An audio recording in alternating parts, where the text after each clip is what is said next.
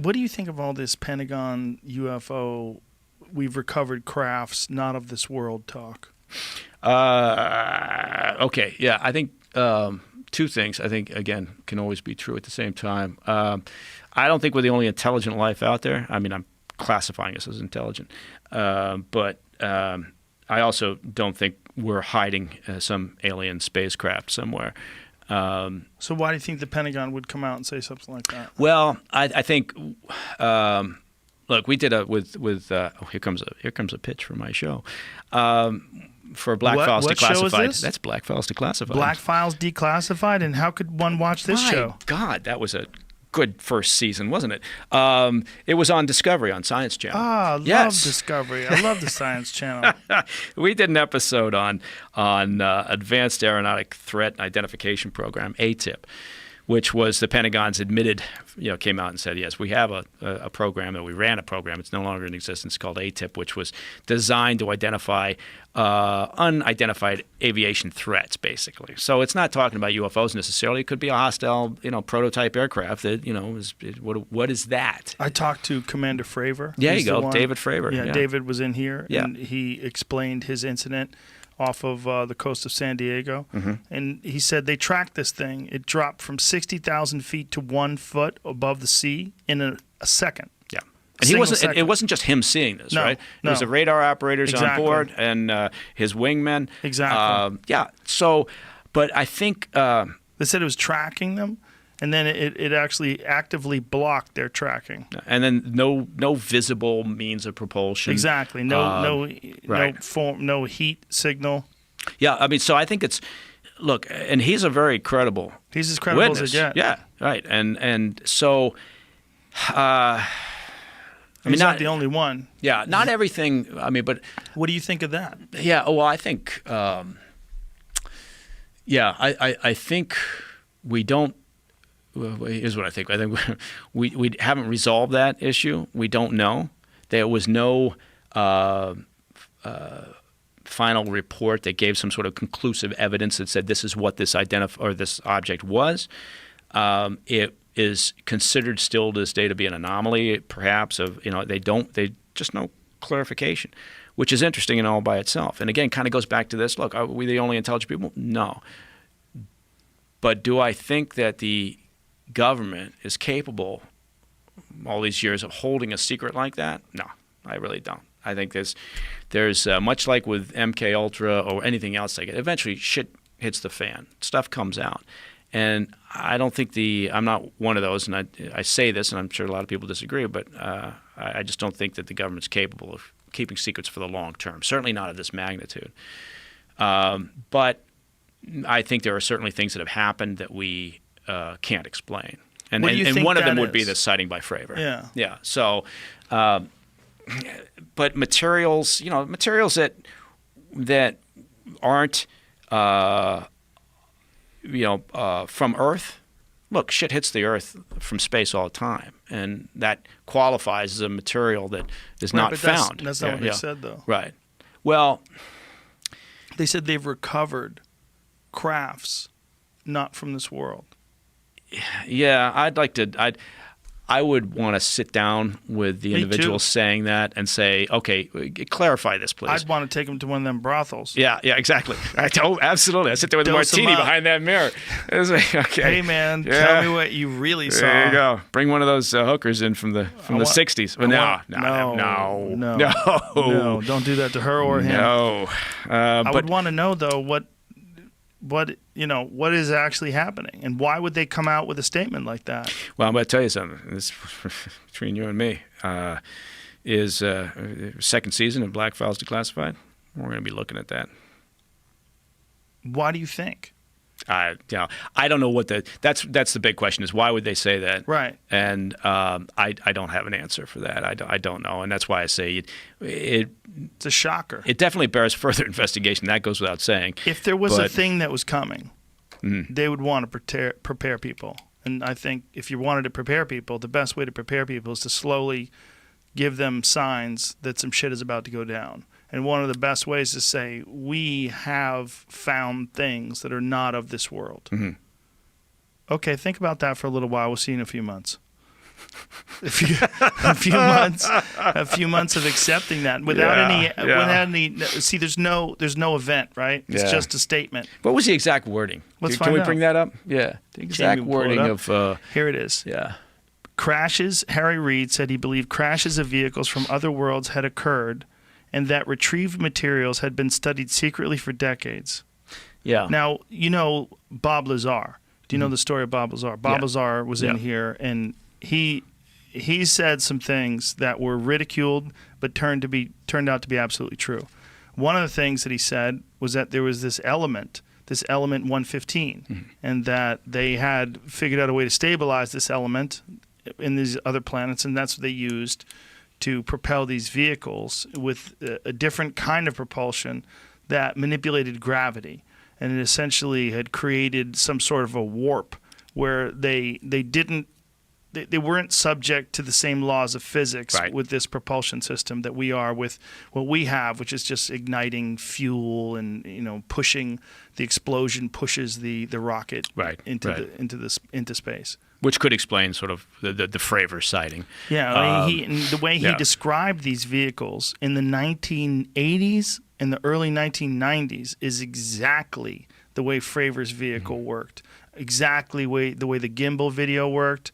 These things, for whatever reason, they fly one way and then they turn sideways. Like if you had a plate, the plate turns up and down, and then that's the way it travels. And then somehow or another, that's how it travels insanely fast. That it does something to manipulate gravity around it.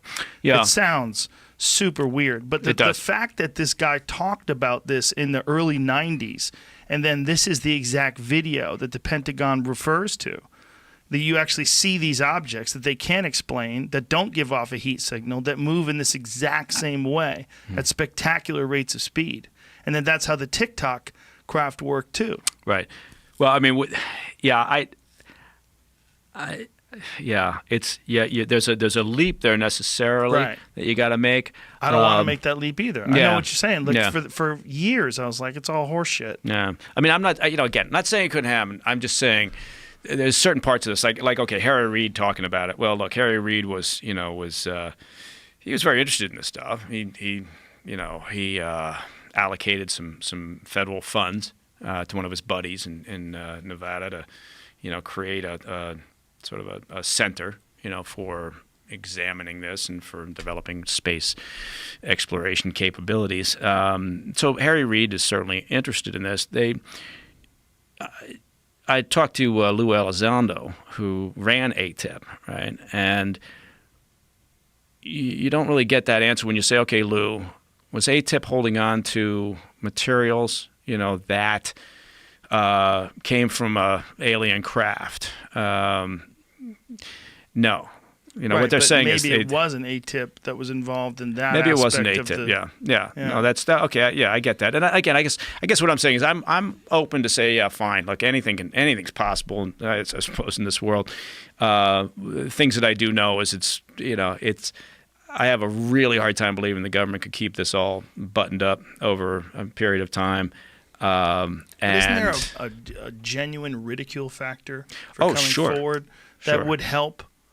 I mean, that's a part of the whole things about all the UFO stories. They're so ridiculous. Well, and that's why that's why they set up ATIP to begin with, right? Was so that they could have sort of a legitimate outlet and a place for this to go. But yeah, Fravor himself talks about it. Look, it's not in their best interest to get back on the carrier and say, by the way, we spotted an unidentified flying object. Yeah. But they did, and. Yeah, and you're right. So that's the natural tendency is to kind of look the other way or roll your eyes, and that can act as a deterrent. Yeah, I don't know. But I do think that it bears further investigation. There's no doubt about that. And I think that the ATIP program that the Pentagon was running, for the minimal cost of that compared to the cost of another air asset or platform of some sort, I think they should have kept it going, right? And they should have normalized to some degree, because it's in our national security interest to know. Have the Russians or have others developed materials, right, or propulsions? Everybody's working on new propulsion systems, right? Everybody that has the ability and the resources. So hypersonic craft, that's just coming, right? That's going to happen, and whoever wins that particular race is going to be further up the food chain than everybody else.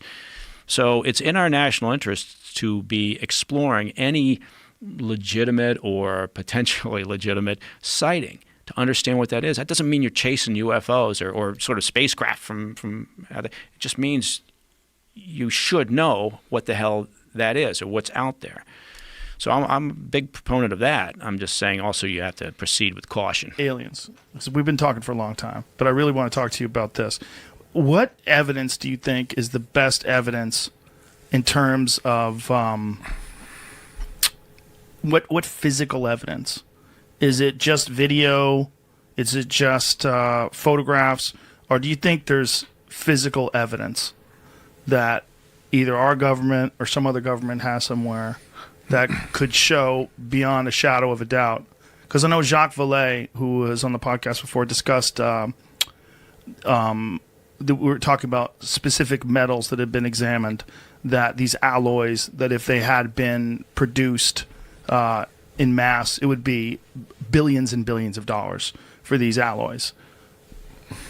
And that this was, although not evidence of extraterrestrial intelligence, seemed to indicate that because of the examination of these alloys, that this is not something that's mass produced in this country right now, or in any country right now.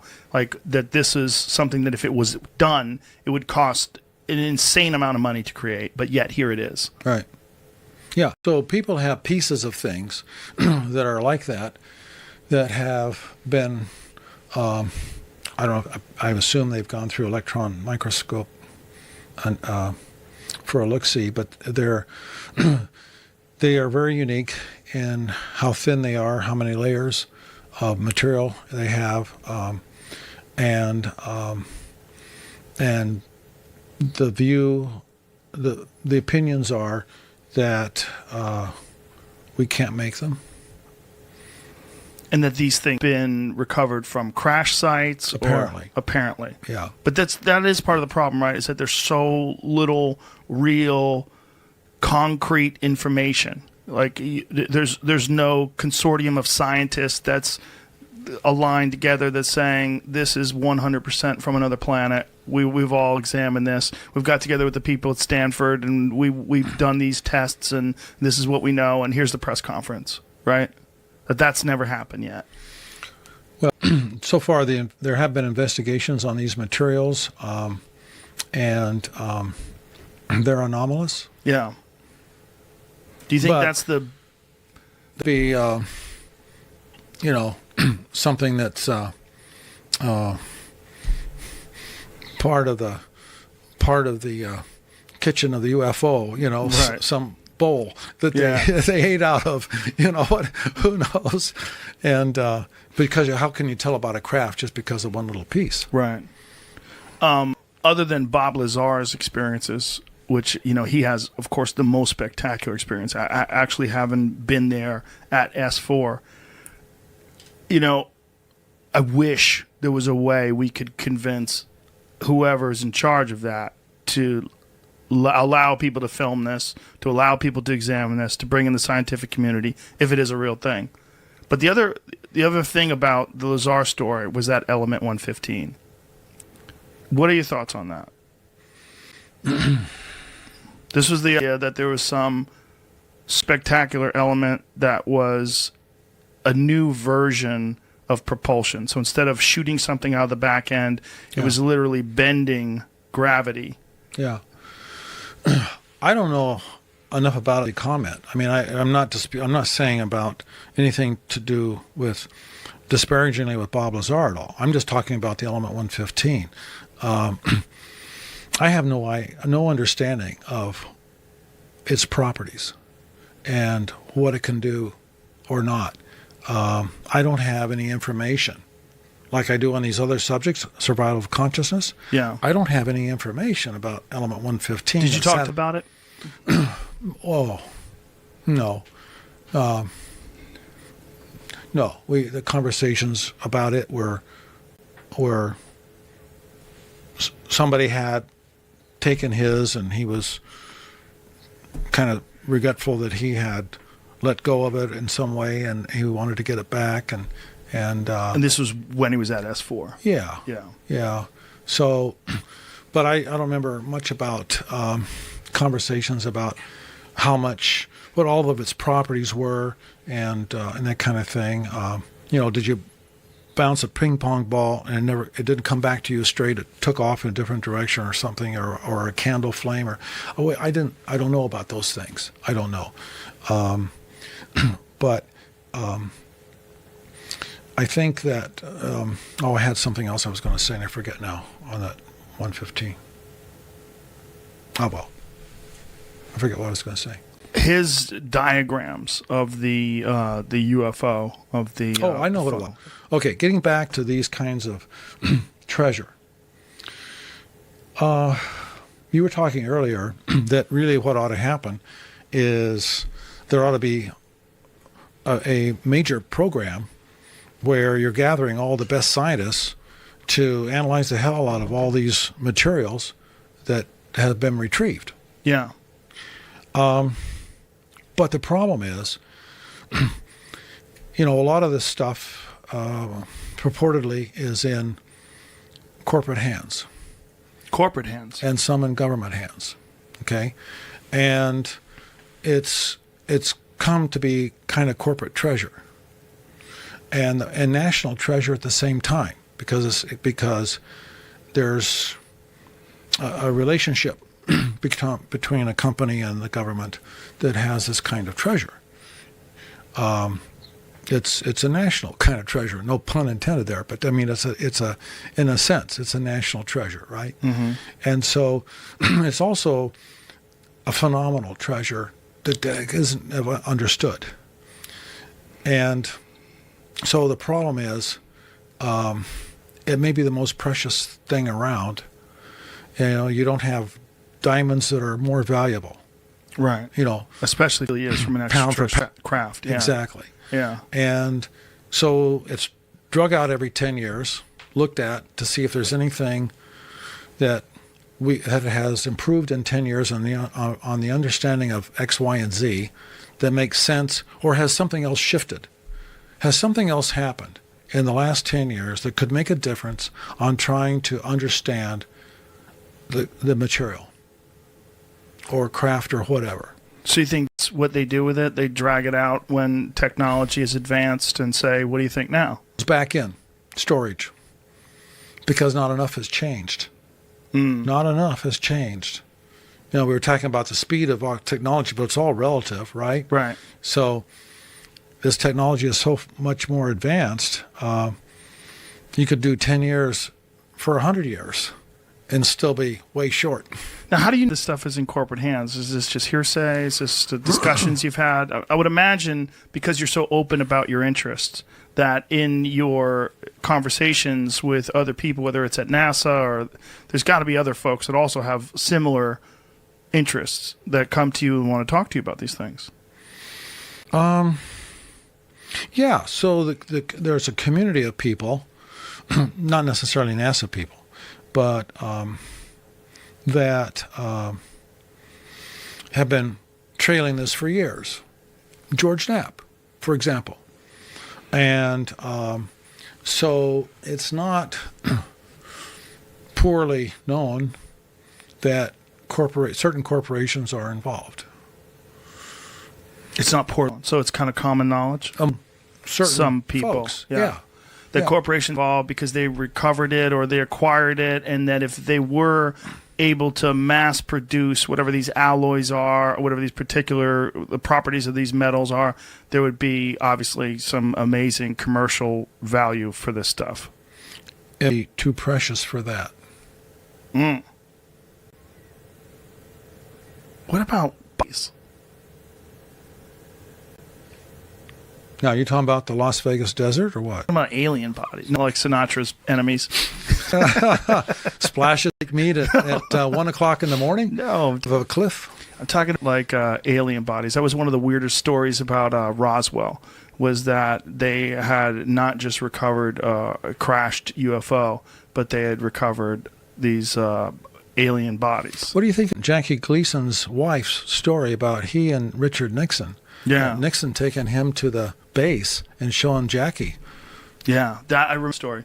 I had a friend who knew Jackie Gleason, and he said that Jackie Gleason had recreated in his backyard what he saw, what Nixon showed him. Oh, wow. Yeah, that apparently he was so blown away by Nixon. I guess they were drinking. This is the legend. Yeah. That Nixon and Jackie Gleason were drinking. Jackie Gleason's a fucking hilarious guy. Probably loved to drink. I mean, definitely loved to drink, and probably so fun to drink with. Him and Nixon are talking, and Nixon says, "You want to see a UFO?" and takes Jackie Gleason to wherever it was, Hangar 18 or wherever it was where they had this UFO, and shows him, and apparently changed Jackie Gleason's life, and he couldn't stop talking about it. And what I had heard was that he had it recreated in his backyard. This thing. See if there's a story That's a about powerful that. impact, Close to isn't the it? story I'm looking through. Yeah, yeah. So he saw something. Yeah, listen, I'd be friends with Nixon just for that. It wasn't because of the booze, right? No, I don't think it was because of the booze. I mean, look, I am as ridiculous as it sounds for someone who doesn't believe in psychics. I'm a believer. I want to believe. You know, that's probably part of my problem is that I want to believe. Sure. And also, there's so many planets. There's so many stars. Oh, yeah. I mean, the universe is littered with planets. And the idea that this is it, that you and me, this is as good as it gets. Well, the odds of that are 1,000,000,000 to 1. Yeah, they're not that good. It's off the Yeah. table. The odds are so unlikely. And then when you take into account people like Commander David Fravor, who I've had the pleasure of sitting down and talking to and listening to his explanation, and then when you realize that the way his vehicle, the vehicle that he observed, moved, mirrors what Bob Lazar talked about from 1990. Mm-hmm. Now we're talking. We're in this weird realm of like, huh. So I'm a believer. Yeah.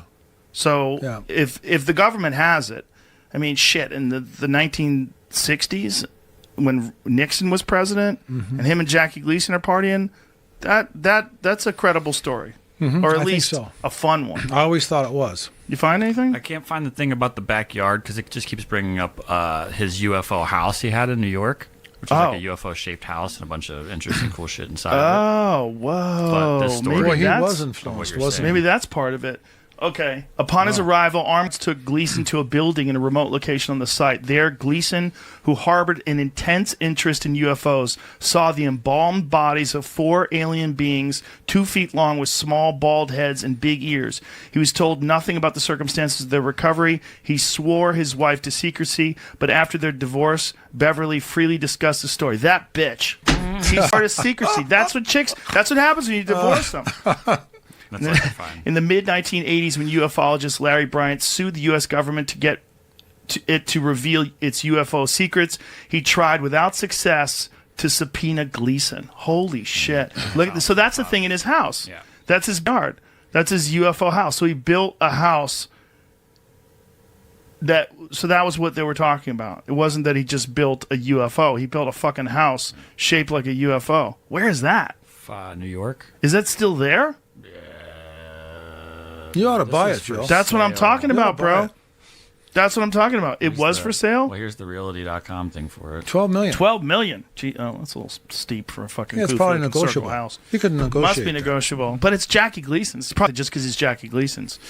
Listen, The Hustler is one of my all-time Oh, favorite yeah. movies. I'm a pool player. Yeah. And so that movie, I've seen that movie literally probably 100 times. Because they used to put it on in the executive billiards in White Plains, New York. They would play it late at night all the time. So we would be playing pool. They'd put The Hustler on. Everybody loved it. Yeah. Such a great movie. And Jackie Gleason was amazing in it. And a serious role, too. Not a comedic role at all. Yeah. I mean, he was that great was- in The Honeymooners, wasn't he? He was great in everything. Oh, Jackie it was Gleason was good. great in Smoking the Bandit. Yeah. He was just great. Yeah, I love that guy. But I love him even more because he's a UFO freak.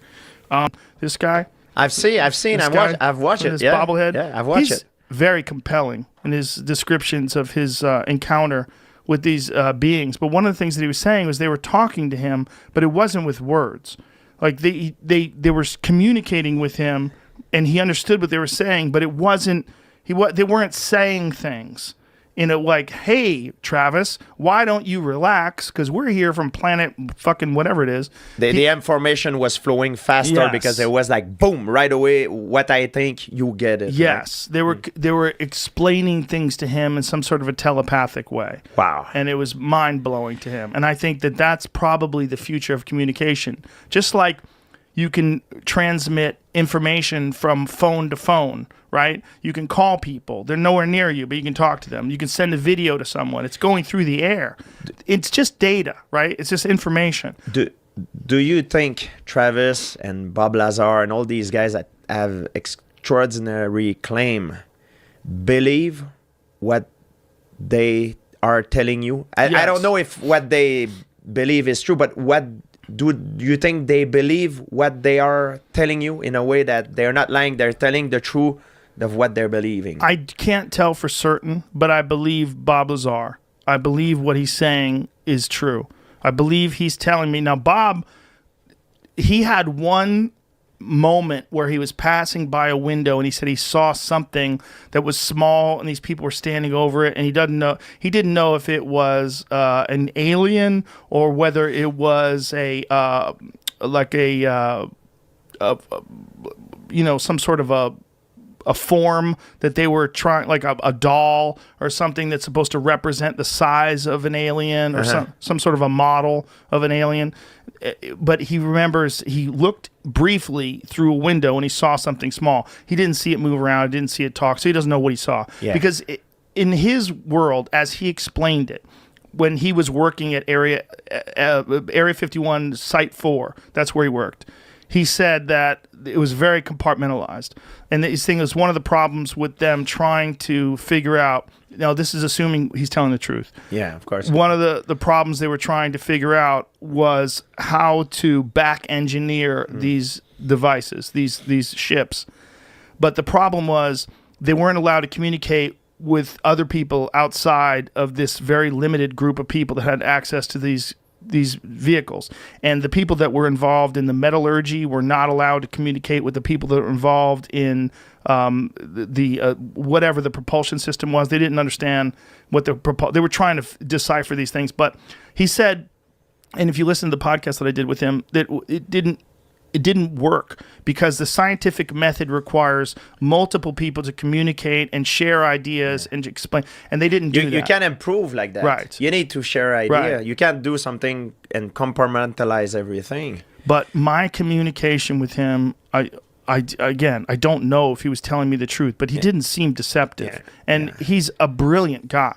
It's clear he's clearly like borderline genius. You hear him speak, he's very educated. And some of the things that he talked about came to fruition. Like one of the things was there was a concept of this thing called element 115, right? Yeah. Now that was not really proven until the 2000s or somewhere in the 2000s.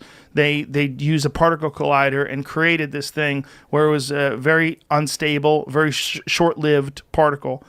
But he was saying that wherever these beings are from, they have figured out a way to utilize a stable version of this element 115, and that's how they propel themselves.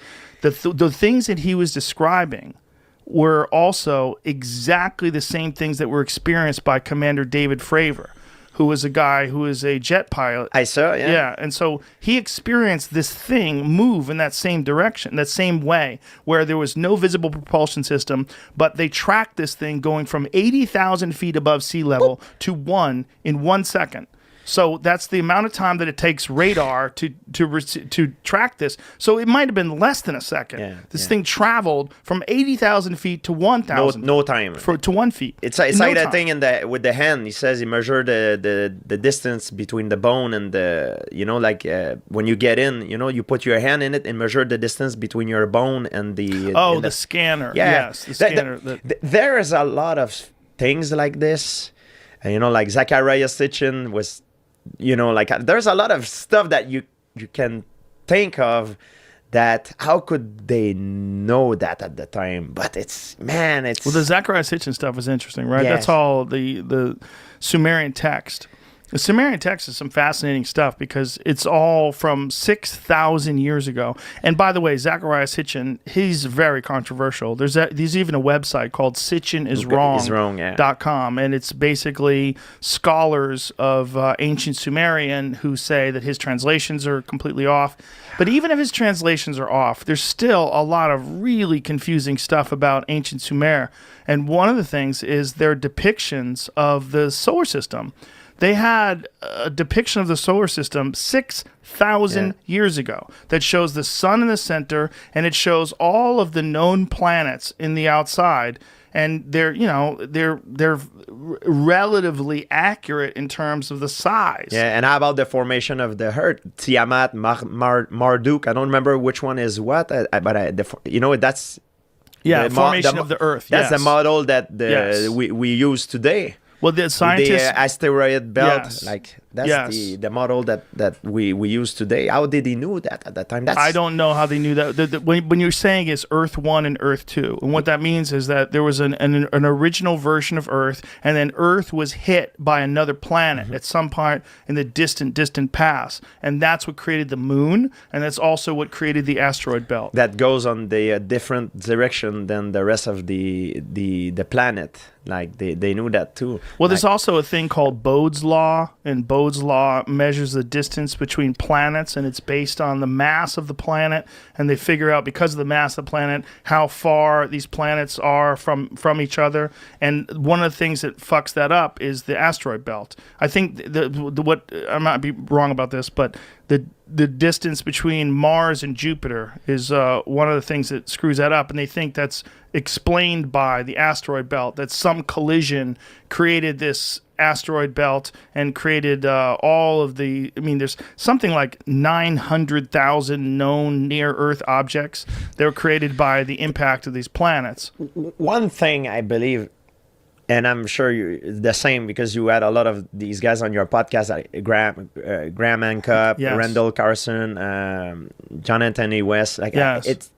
there's clearly knowledge that we've lost Yes. in the past. Like this is for sure. Like just think about the Library of Alexandria. Yes. Man, imagine the knowledge that it was in there before it burned. I know. Imagine. Oh man, Imagine. People thinks we lost like 1 millennia, like just when it burns. That Well, of knowledge, medicine, botany, Yes. science. It's just crazy to think of. So very often, sometimes when crazy stuff happen like that, like I just think that perhaps they had knowledge that there's knowledge that we lost. Like just think about the Greek fire. It's a weapon that was used in the naval battle, and it's really known about historian. You can research. They still don't know exactly how it works, but it was so destructive. It was like, at the time, it was like a secret weapon. Like they didn't want to share, and it was known to be very efficient in naval battle. I don't know what that is. I don't know about Greek fire. If you go Greek fire, you'll get it. Boom. It was used in naval battle. So they used to throw fire, flames, and people that are burning, they still burn in the water. So they think it was made with some kinds of petrol or they still don't know. They cannot recreate it. And it's clearly something that a lot of historians have talked about. It's called Greek fire. It's just an example that it's clear that it's a technology that we have lost. Well, if you just look at the pyramids, the pyramids are a perfect example of technology lost. It's almost like the best example. Like those ancient civilizations almost letting everyone know, hey, there is information that we have that's so above and beyond what's expected of people from this era. Yeah. Because if you think about people that lived 2,500 BC, you don't think about someone that had the kind of proficiency to create something that, when people don't understand, it's not just that the pyramids were big, but they were so perfectly designed that when they put all the stones, they reached the top. Like if anyone was off by even a half an inch at the bottom, as time went on, an inch here, an inch there, by the time they got to the top, it would be all fucked up. It wouldn't be perfect. But the pyramids were so amazingly perfect, and they were originally covered in smooth limestone. So smooth, polished limestone that would probably be insane to look at if you were staring at it from a distance, like this immense structure of 2,300,000 stones, some of them cut from quarries hundreds of miles away, all perfectly aligned and put together by these people that lived thousands and thousands of years ago. You know, most scholars would say that they use a ramp, but if you think about it, like there's other scholars that would counter that by saying the construction of that ramp need to be in an angle that it could be so difficult to do that it will challenge the construction of the pyramid itself, you know? Well, again, it's like maybe they use a ramp. I don't know what they used. Yeah, we don't know, yeah. But whatever they used, it's so amazingly precise that they were able to make this 2,300,000 stone structure. This still to this day. I haven't been, but I have friends that have gone. Like my friend Andrew Schultz just went. Danica Patrick, the race car driver, she told me she just went.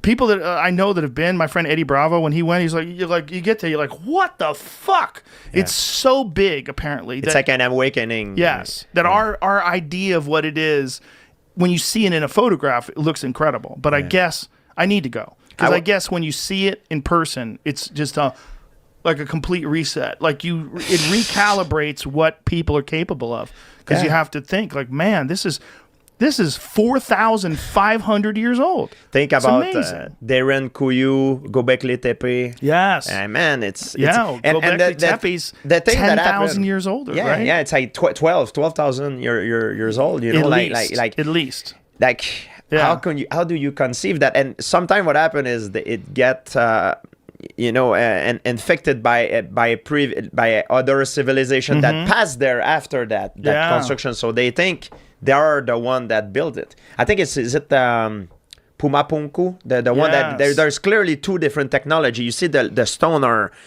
perfectly aligned with perfectly cut. Then you have other stone that are just on top, like it's like a butcher's job, you know, and it's clearly not the same technology, the same people that built these two layers, you know. Right. So well, that was also John Anthony West's concept of Egypt, that there's multiple eras, and that if you go deeper, like some of the stuff that they found when they dig deeper in the sand was a different construction method. It looked different designs, but still equally complex and fascinating. It's like there's probably many eras of human civilization, and there's probably been whatever it is, whether it's disease or some sort of a natural disaster or something that happened.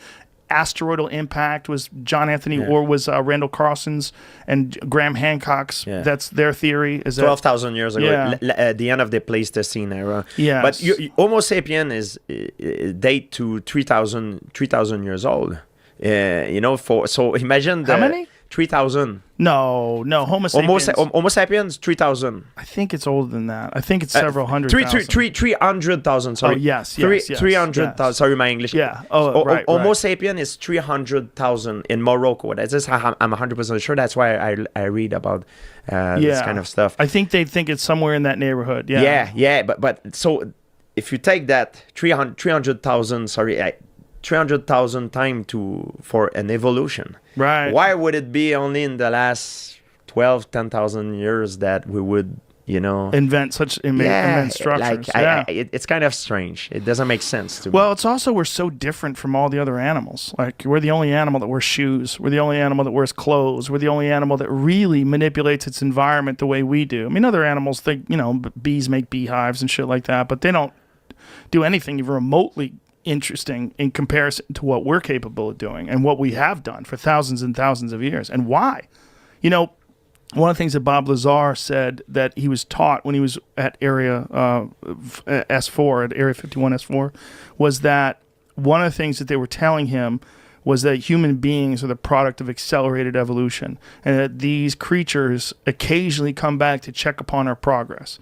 And which is crazy. Wow. But that might be how it works throughout the universe, is that these beings that are very far advanced, they come back and they see these creatures that are pretty close, and they give them a little boost. They push them ahead a little bit, because otherwise it would take so long. And maybe we don't have the amount of time because of the fact that we're in this fucking shooting gallery of asteroids. That these things come down and whatever progress you make is wiped out by impacts or by supervolcanoes. It's crazy, but it's not that crazy. If you look at the belief of human being through evolution, like in ancient Greek, they believe in they were believing in different gods, like in different times, different civilization had different belief. Now some people believe Jesus walked on water, which is fine too. That's their belief, If you believe that human was, the result of alien beings, it's another belief, Like it's not everybody believe in different things. It's not that crazy if you think about what we're doing.